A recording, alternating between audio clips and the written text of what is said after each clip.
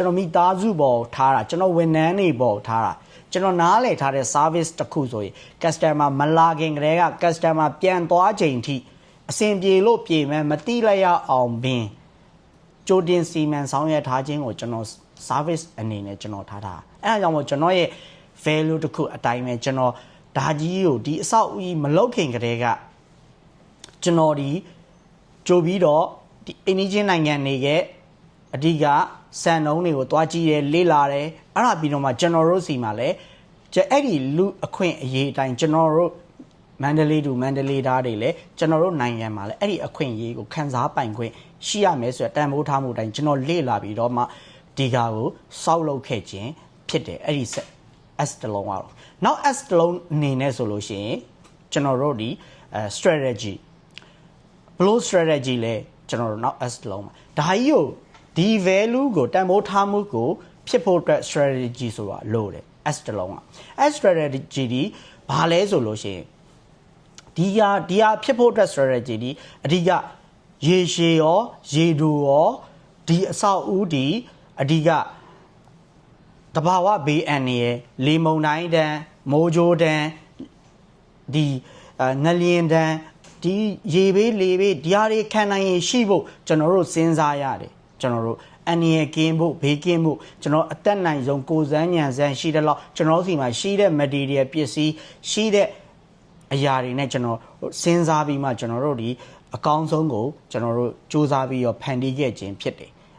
ထပ်တူအိန္ဒိယနိုင်ငံနေနဲ့ထပ်တူကြလားဆိုထပ်တူမကြပဲမဲ့ထပ်တူနီးပါးလောက်အောင်ကောင်းအောင်လို့တော့စူးစမ်းပြီးတော့ကျွန်တော်တိဆောက်ထားခြင်းဖြစ်တယ်ဒါကြောင့်မို့ဘေးကင်းအောင်ကျွန်တော်တို့တိဆောက်ထားတယ်ဒါကြောင့်မို့လို့ကျွန်တော်တို့ဒီ strategy ဘိုင်းမှာဆိုလို့ရှိရင်အဓိကတဘာဝဘေးအန္တရာယ်တွေရင်ဆိုင်လို့ရှိရင်အဓိက long term risk plan ရှိရမယ်အဲ့ဒီဟာတွေကိုကျွန်တော်တို့ကြိုတင်ပြီးတော့ strategy ဘိုင်းမှာတိဆောက်ထားဖို့လိုတယ်နောက်တစ်ခုပြောမယ်ဆိုလို့ရှိရင်ကျွန်တော်ရဲ့ဒီ scale ဘိုင်းဒီက scale မှာဆိုလို့ရှိရင်ကျွန်တော်တို့ဒီ scale ပြည့်မီတဲ့ကျွန်တော်တို့ဒီလူတွေနဲ့ဥပမာပညာရှင်တွေကိုကျွန်တော်တို့ရအောင်ရှာဖို့လိုတယ်အဓိက local ပဲဖြစ်ဖြစ်အဓိက international ပဲဖြစ်ဖြစ်ကျွန်တော်တို့ရဲ့ structure design structure ရဲ့ engineer တွေကိုကျွန်တော်တို့ရအောင်ရှာဖို့လိုတယ်လက်တွဲရှာဖို့လိုတယ်အဲ့ဒီဟာဒီနာမည်ကြီးစရာလည်းမလိုတော့လို့ဈေးများတိုင်းလဲကျွန်တော်မရွေးချယ်ခဲ့ဘူးနာမည်ကြီးတိုင်းလဲကျွန်တော်မရွေးချယ်ခဲ့ဘူးဈေးရော့တိုင်းလဲကျွန်တော်မရွေးချယ်ခဲ့ဘူး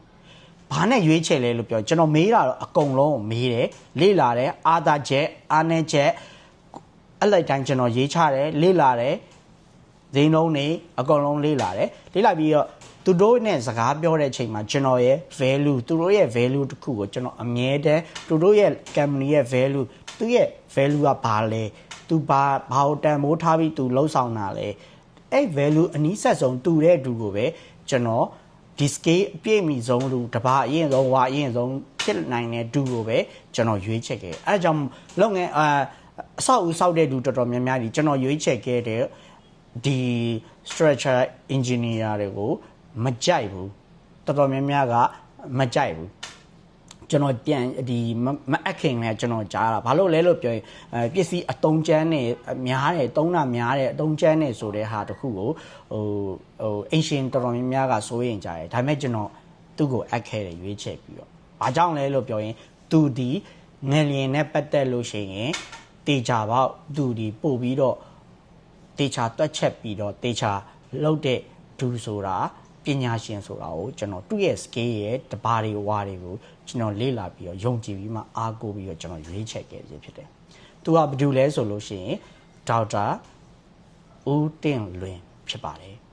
။သူနဲ့ကျွန်တော်ဆွဲခဲ့တယ်၄လလောက်ကျွန်တော်စောင့်ခဲ့ဒါဆွဲဖို့အတွက်စောင့်ပြီးပြီဆိုမှကျွန်တော်အဲ့လိုပဲတခြား engineer တွေကိုလည်းဒီလိုရှာရတယ်လို့နောက်လုပ်ငန်းထဲမှာဒီထဲမှာလုပ်နေတဲ့ဒီမန်ရာစီထဲမှာလုံနေတဲ့မှန်နဲ့ပတ်သက်တဲ့ပညာရှင်တွေရှာတဲ့အချိန်မှာလည်းအဲ့လိုရှာရတယ်ပြီးစလွယ်မှန်နေဖြစ်လို့လည်းမရအောင်เนาะမှန်နေဒီမှန်တွေကိုတက်တဲ့နီးပညာရှင်ဒီအရှိမ experience ဘယ်လောက်ရှိခဲ့လဲအရှိမ तू ဘာတွေလုပ်ခဲ့လဲ तू လုပ်ခဲ့တဲ့အဆောက်အဦတွေ तू လုပ်ခဲ့တဲ့အဓိက experience ကိုကျွန်တော်တို့လေ့လာရတယ်စကားပြောကြည့်ရတယ်အချိန်တွေအများကြီးပေးရတယ်